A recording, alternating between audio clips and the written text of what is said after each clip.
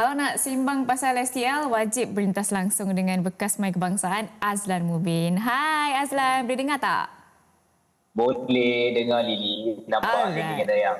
Okey, kita nak terus kepada soalan pertama. Minggu Baik. ke-6 STL cukup padat dengan kejutan, tapi kalau Azlan terpaksa memilih keputusan mana paling tak disangka-sangka?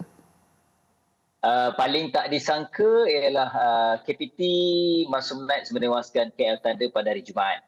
Sebabnya ialah walaupun kita tahu KL tak ada ketiadaan pemain utama, tapi tak sepatutnya lah KL Thunder tewas begitu mudah kepada KPT Masum Nights. Itu pilihan saya lah kalau tanya saya, Lily.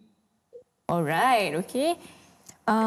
Azlan, KL Thunder dah tewas 2 kali dah minggu lalu. Adakah Azlan sempat bertanya dengan jurulatih KL jika mereka dah bersedia ataupun mereka memang dah agak perkara ini akan berlaku apabila kehilangan tonggak utama untuk kejohanan Kings Cup?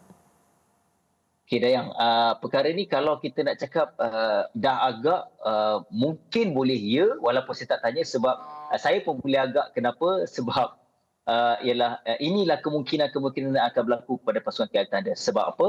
Sebab ini bukannya saya nak, kalaulah orang lain yang berada di KL Thunder, kalau kita tak meletakkan Hanif pemain baru, lesak pemain killer import baru, katalah pemain yang lebih experience pun, tapi kalau lama tak beraksi dan tak sempat merasa suasana dalam gelanggang perlawanan sebenar dalam STS, saya rasa perkara yang sama berlaku. Kerana mereka kena ada masa untuk adapt, kerana kita tahu Hanif feeder, KL Thunder lesak pemain baru yang baru sampai beberapa hari bersama dengan KL Thunder. Aizat hanya 2 kali sebelum diturunkan. Jadi perkara itulah yang menyebabkan mereka tewas dan kita boleh nampak daripada perlawanan pertama mereka tewas mudah kepada KPT, kemudian perlawanan berikutnya mereka bangkit dan nampak ada progres. Walaupun last game mereka tewas, tapi kita nampak progres tu ada. Itu yang saya boleh katakan Dayang, sebabkan mereka tewas ialah pemain-pemain yang beraksi. Ini adalah kali pertama, minggu pertama mereka nak rasa suasana, jadi nak berbanding lawan mereka yang lebih kerap beraksi, itulah antara sebab saya boleh saya katakan mereka tewas.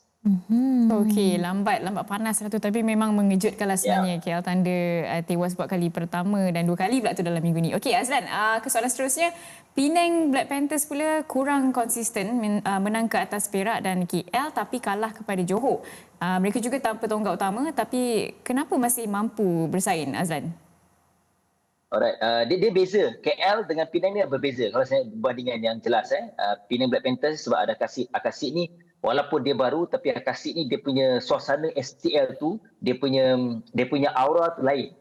So Akasid ni dia ada another level. Level dia lain. Dia maksudnya bila dia masuk, dia boleh sesuaikan dengan keadaan segera.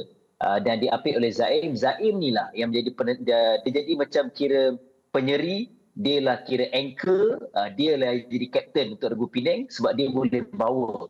Dia boleh bawa Akasid, dia boleh bawa Faisal.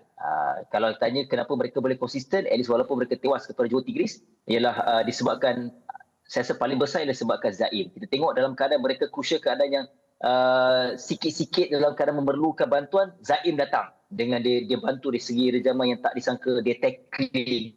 Itu antara intipati yang kuat untuk kenapa Penang boleh balance walaupun ketiadaan Zarif, ketiadaan Azhar Alias, kerana Akasid mengisi ruang itu. Walaupun kita nampak Faisal bukan dalam performance yang terbaik, dia masih lagi mencari dari segi servis. Kalau kita perasan, dia punya servis laju tak cukup laju pun. Dia hanya lepaskan, dia kurangkan sangkut. Dan juga servis drop pun apabila dia confident baru dia try. Kita nampak Faizal masih lagi struggle nak mencarikan performance yang terbaik setakat ini. Tapi itulah, apabila kekurangan itu ditutup, dibantu oleh Zaim, dibantu oleh Kasid, itu yang menyebabkan mereka menang 2 kali. Tapi Johor tu dah situasi yang berbeza. Saya tambah sikit, kenapa mereka tewas dengan Johor ialah Johor kita tahu Ratadek menjadi dia berbalik kepada berbeza dengan Penang. Ratadek ialah tonggak utama dan dia pula di posisi attacking. Jadi itu yang menyebabkan mereka menang, dan Syami pun kita nampak peningkatan, dan juga terutamanya Amon Faradam juga dalam keadaan yang baik ketika itu.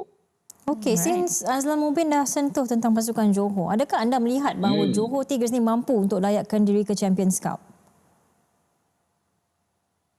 Okey, Johor silap dia ialah mereka yang cari masalah tewas kepada Melaka. Saya tak kata Melaka tak bagus. Dan kena realistik, Melaka memang mencari kemenangan. Tapi lebih manis mereka menang kat atas Johor. Johor itulah saya silap taktikal sedikit. Sebab mereka mahu merehatkan Ratadat, mahu merehatkan Syami. Sebab aksi berdepan dengan Penang begitu sengit. Dan inilah peluang untuk mereka nak berikan kepada Hafizuddin dan juga apik kanan baru mereka. Tapi sayangnya taktikal ni tak berjaya kerana Melaka semangatnya begitu luar biasa ketika itu. Dan sebabkan itu mereka tewas. Walaupun second set memasukkan Ratadat semula dengan Syami. Tapi saya percayalah moral mereka tu mungkin mindset tu dah set. Okey, game bertemu dengan Melaka, kita akan direhatkan. Jadi tak sangka sebaliknya berlaku dan terpaksa masuk second set. Itulah menyebabkan mereka tewas. Dalam keadaan sekarang, Johor Tigris masih lagi berpeluang. Mereka dalam kedudukan ke-6 dengan 6 kemenangan. Di atas mereka, KPT Masum Knights di tempat yang kelima. Di tempat yang keempat, ialah ATM Guardians juga dengan 8 kemenangan. Kalau logiknya, sekarang ni berbaki untuk Johor ada 5 perlawanan. Mereka, saya rasa boleh. Bukan saya nak kata ATM, KPT tak akan tewas. Tapi logiknya Johor Tigris masih berpeluang dan sebenarnya kedudukan 2, 3, 4 semualah kejuaraan tak secure, top 4 tak secure dan juga bottom 2 pun tak secure sebenarnya keadaan sekarang. Tapi Johor Tigris saya percaya mereka tetap mencari peluang untuk nak layak juga untuk Champions Cup kali. Alright, nak tunggu apa jadi kena tunggu hujung minggu nantilah. Okey, sebelum tu nak tanya juga dekat Azlan, maybe boleh kongsikan dengan kami PM bersama AM minggu ni apa antara topik perbincangan utama Azlan? Alright, dia menarik minggu ni. Minggu ni kita akan bawakan Ratadat dan juga Syami, killer muda Johor Tigris yang sedang meningkat naik dari minggu ke minggu. Jadi kita akan review dan juga preview lah bersama dengan Johor Tigris di studio. Dan juga kita ada pandit, salah seorang pengulas, kita kumpul lagi tapi seorang pengulas lah yang bertugas untuk STL dan kita nak preview lah minggu ni dan kita ada juga isu-isunya kita tunggu esok lah. Hari Rabu lah, hari Rabu. Alright, thank you Azlan. Nanti kirim salam kat Syami tu. Cakap dia kita nak tengok dia dekat Champions Cup. Thank you Abang Lan. Terima kasih Dayang dan juga Lina.